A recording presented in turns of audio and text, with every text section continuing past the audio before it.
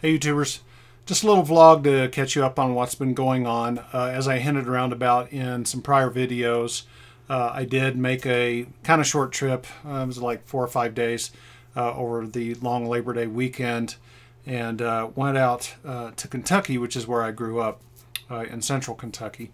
So had a good time on that trip, and I thought I would do a little vlog to talk a bit about the Mindshift Gear Horizon that I took, that I've been doing reviews of.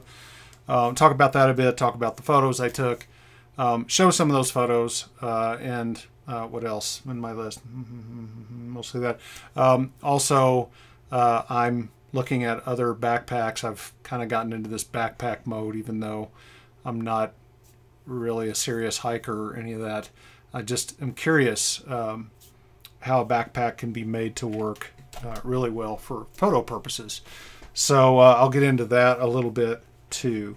Let me adjust some things here. Don't need to see my whole giant face, and I do need to see my notes. All right.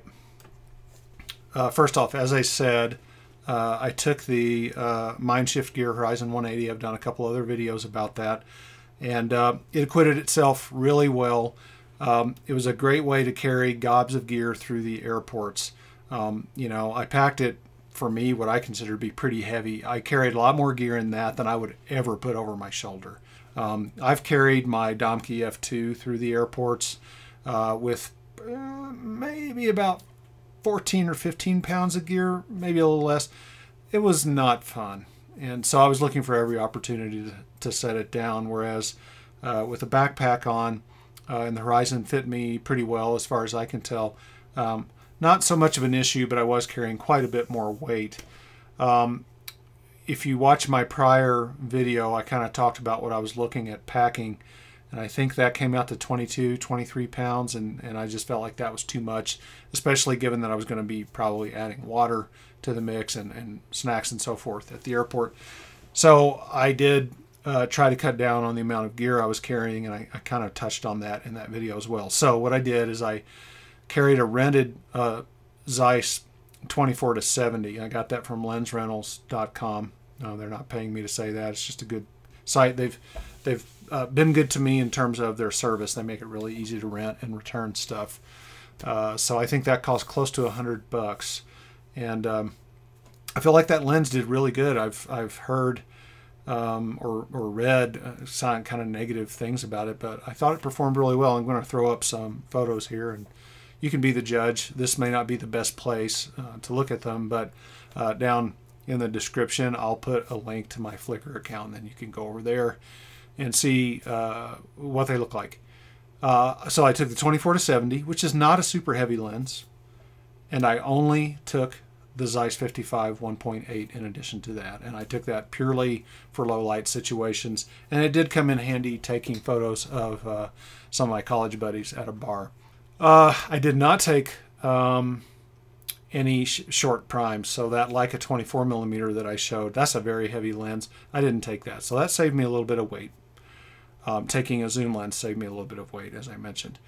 I didn't use the keyboard cover on my iPad, and I showed that in the video that I had it in a keyboard cover, and that saved me a bit of weight. I just put the smart cover on, the little minimal cover. So I carried the iPad. I also carried my 12-inch MacBook, which I showed in that other video that I keep mentioning. So what I have to say to all the haters of this device out there, and I don't know if any of you guys are one of those people, is F off. This thing was awesome. It's 2 pounds. It almost doesn't exist. I threw this into the backpack. It was a minimal addition. And yeah, it kind of sucks that it only has one port, that USB-C port. But I just took an adapted CF card reader, which took up like no space. And I took a shorter cable and my charger, which are also pretty small, and I was good. You know, it's not like I carried a bunch of hard drives with me or anything. I would not use this for a desktop replacement. That would be silly. But for a travel computer, where you want to do some Photoshop and maybe a little video editing, yes, it's fine. I didn't do video editing, but I did process my photos. Some of the photos you're going to see I did on the on this machine just to see what they would look like, and then I did the real stuff here on my desktop. Anyway, I was really glad that I had this machine. I think it made taking a computer possible. Otherwise, I probably would have just stuck with the iPad. Enough about that. The weight came out to about 20 pounds, a little over maybe. And I figured at the airport, as I mentioned, I would pick up some water, some snacks, and so forth. I probably was packing around 22 pounds through the airports, and it worked out just fine. So a real winner, in my opinion, if you want to carry your gear onto the plane. Speaking of onto the plane, it fit in all of the overhead storage that I tried. Stupidly, I did not try under seat storage. I think it would have worked okay. I was on the bulkhead for a couple of legs, couldn't have done it anyway there. The one opportunity I had, I didn't feel like hauling it out of the overhead storage to try it under the seats, but it went on to regular size planes, like, you know, full size planes that do long flights. The little jump plane that I used to get from Charlotte to Kentucky, it was a fairly tight fit, but it was one of those deals you compress it a little bit and then it's fine. So not a real problem. I just had a moment where I was like, uh-oh, I don't know about this. But it would have gone under the seat on that flight. I am fairly certain. I just wish I had tried it. So good stuff. I'm going to do a full detailed review with, you know, more video of the interior and the features of the bag in an upcoming installment. And keep in mind, I'm giving this away. So you might as well subscribe now if you want to win this thing, because that's a requirement to win it. And I think I'm going to gamify the giveaway. I've done that in the past. It's quite a bit of work for me, but I think I'll make it into more of a game situation, because this thing's worth a decent amount of money. It's got the insert. So it's probably, I should know this, I should have looked it up. I think it's about $300 worth of gear. So you have that to look forward to, with my upcoming more detailed review. All right, gosh, yada, yada, yada. But in use, how was it? Well, while I was in Kentucky, I didn't do any hiking. I thought I might, so I didn't actually carry it around as a bag to shoot out of like I did in Colorado for that hike. So mostly I pulled the waist pack out of the bag and just had it kind of sitting in the seat. And I had the insert sitting on the seat or in the back of the car. So I didn't get a lot of use walking around. And it's probably not the most convenient backpack to work out of when it's not on you. I believe I've mentioned that before. So that's a slight trade-off with it. But, you know, if you know you're going to use it running and gunning, it's great for it's really great for that. I just didn't get an opportunity in Kentucky.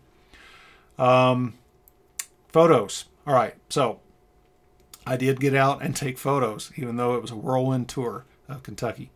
I got down to I took some photos, first off, in Louisville, Kentucky.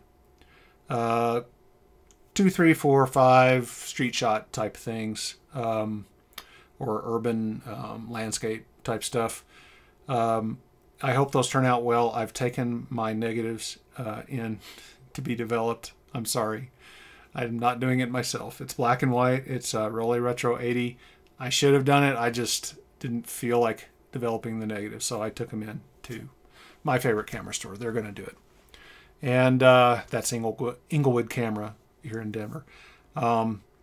So they've got those, but I took a few shots with the Sony A7 Mark II, and I'm going to show those. I'll show the Hasselblad stuff later when I get the scans back.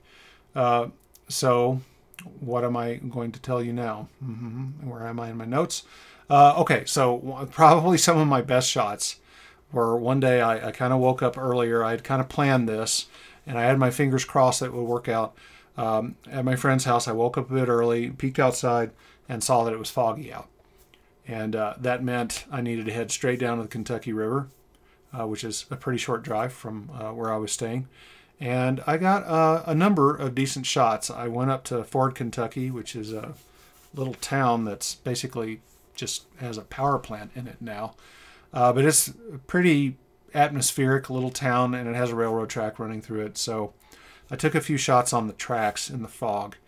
And I almost feel like I shouldn't say this, but as I was getting ready to set up the Hasselblad on the tripod, I had literally just tightened it onto the head. I look in to set up a composition. A big bird comes from the distance and flying towards me, straight towards me. The sun in the background, totally obliterated by the fog except for the white ball of the sun. You got trees on both sides, some railroad like blinkers and signals and so forth. They're silhouetted. I'm like, oh my God, that's perfect. I snapped a shot. I have no idea if it's any good. We'll see. Anyway, I took a few more shots of forward, then headed down the road to another spot and took a series of shots under where a restaurant used to be. And I knew that this was pretty accessible, so I headed down there and got on this tiny little thin strip of beach and took a number of shots from that location. And so you're seeing those while I'm talking here. It was a pretty spooky experience because the fog was fairly thick down on the river, and it added a lot of atmosphere. One of these photos is actually in Explorer on Flickr as I record this, and it's doing pretty well there, so I'm pretty happy with that result.